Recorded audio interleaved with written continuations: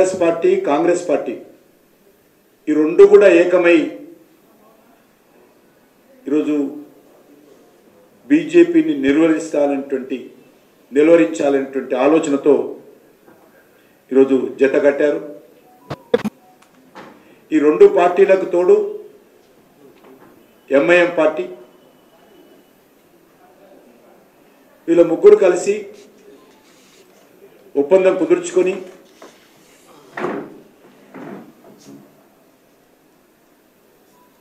మీకు మేము మాకు మీరు మన ఇద్దరికి ఎంఐఎంఐ అనే విధంగా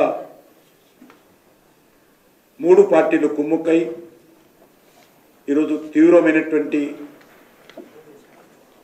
తప్పుడు ప్రచారము, అబద్ధాల ప్రచారము, బురదజల్లేటువంటి ప్రచారము కలిసికట్టుగా చేస్తుంది. ఒక ఆయన అంటాడు రిజర్వేషన్స్ తీసేస్తారని, ఇంకో ఆయన అంటాడు హైదరాబాదు కేంద్ర పాలిత ప్రాంతంగా ప్రకటిస్తారని, ఇంకో ఆయన అంటాడు కృష్ణా నదిని ఢిల్లీకి పంపించేస్తున్నారని. ఈ మాటలకు తలా తోక లేకుండా ఈ మూడు పార్టీలు ప్రయత్నం చేస్తూ ఉన్నాయి. బీజేపీని ఓడించడం, మోడీ గారిని అడ్డుకోవడమే వీళ్ళ ఉమ్మడి కుట్ర. రెండు పార్టీలకు సంబంధించినటువంటి నాయకులు క్రింద స్థాయిలో ఎవరు లేరు.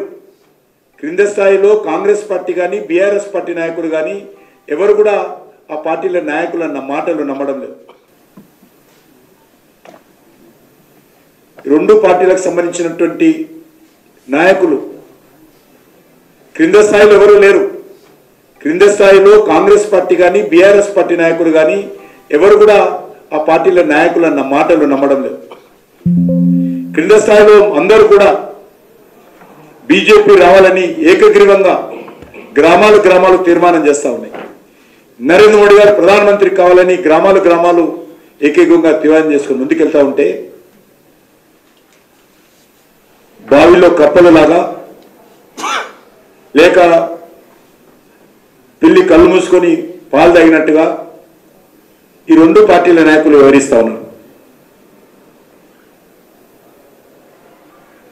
హైదరాబాద్లో ఈ రెండు పార్టీలు కూడా